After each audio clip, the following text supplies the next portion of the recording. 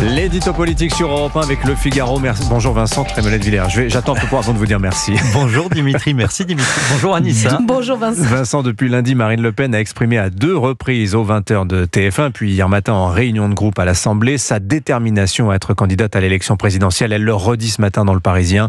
Le chemin, elle le dit elle-même malgré tout, est étroit. Est-ce que vous croyez qu'elle y parviendra ? Marine Le Pen en tout cas fait tout pour que l'on y croit. On dit que la patronne du RN aime pousser la chansonnette. Eh bien, c'est une chanson de Renaud qui résume sa stratégie. Toujours vivante, rassurez-vous. Toujours la banane, toujours debout. Lundi soir, au journal de 20h, elle a fermé la porte de la succession à Jordan Bardella. Mardi matin, devant le groupe, elle a mobilisé ses députés pour qu'ils fassent corps autour d'elle. Et l'après-midi même, à l'Assemblée, Jean-Philippe Tanguy, Laure Lavalette, Éric Ciotti ont publiquement et avec le plus de force possible fait allégeance à Marine Le Pen. Ce matin, c'est dans Le Parisien qu'elle poursuit la riposte. On est passé sans transition de la stratégie de la cravate au coup porté du Fight Club. La grandiloquence a remplacé le souci de compétence. On a entendu tyrannie judiciaire, République menacée, démocratie exécutée. La dialectique système-antisystème a été immédiatement restaurée et la candidate empêchée est devenue le symbole de l'opposante suprême. C'est l'effet politique de la décision judiciaire de Madame de Pertuis, la juge qui a condamné Marine Le Pen. Elle l'a fait passer d'une stratégie tranquillement chiracienne à une lutte existentielle quasi trumpienne. Est-ce que vous pensez que c'est la bonne stratégie ? Je pense surtout qu'il n'y en a pas d'autre. Là, c'est Gilbert Bécaud qui donne le ton. Et maintenant, que vais-je faire ? Essayer d'être candidate malgré tout. La candidature de Marine Le Pen à l'élection présidentielle devient l'unique programme du Rassemblement national. Et pour y parvenir, le parti à la flamme va faire feu de tout bois. À l'Assemblée, ce sera une proposition de loi mettant fin à l'exécution provisoire pour les peines d'inéligibilité. Quant au calendrier judiciaire, Marine Le Pen a obtenu une première victoire, puisque la Cour d'appel envisage une décision à l'été 2026. Conseil constitutionnel, Cour européenne des droits de l'homme, tous les recours sont lancés et tous azimuts.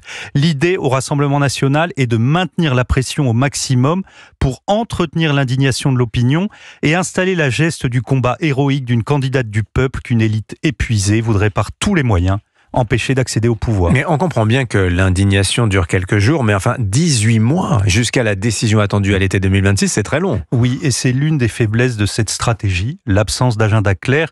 On peut y ajouter la relative indifférence de l'opinion si l'on en croit les sondages. Indifférence qui repose sur l'idée que le RN n'est pas menacé d'élimination puisqu'avec Jordan Bardella, il a un candidat de remplacement. Je vous rappelle que l'an dernier, plus de 30% des électeurs ont voté à 2 reprises pour lui et que les sondages le donnent au même niveau que Marine Le Pen pour la présidentielle. Et c'est la candidate elle-même qui a créé cette possibilité d'une succession anticipée. On l'a souvent entendu dire que si elle passait sous un camion, il y avait un plan B comme Bardella. Et pour que personne ne songe à activer ce plan B, les marinistes historiques font en sorte que toutes les énergies fusionnent pour défendre le plan A. Il y a les pétitions, il y a ce meeting dimanche. Et après l'indignation, il faudra reprendre la main politiquement.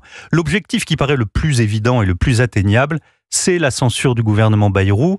Le Premier ministre l'a très bien compris et ménage tant qu'il peut Marine Le Pen. Mais au sujet de Bayrou, le raisonnement qui tourne au RN est celui de Théo dans Les Tontons Flingueurs. Je ne te dis pas que c'est pas injuste, je te dis que ça soulage. Pour le reste, je suis bien incapable de vous dire aujourd'hui si Marine Le Pen sortira victorieuse de cette bataille homérique. Ce que l'on a compris, c'est qu'elle ne partirait pas d'elle-même. Si politiquement elle doit mourir, elle le fera comme Dalida, sur scène et en chantant jusqu'au bout. L'édito politique sur Europe 1. Merci Vincent Trémollet-de-Villers avec donc Gilbert Bécaud, Renaud, Audiard et Dalida.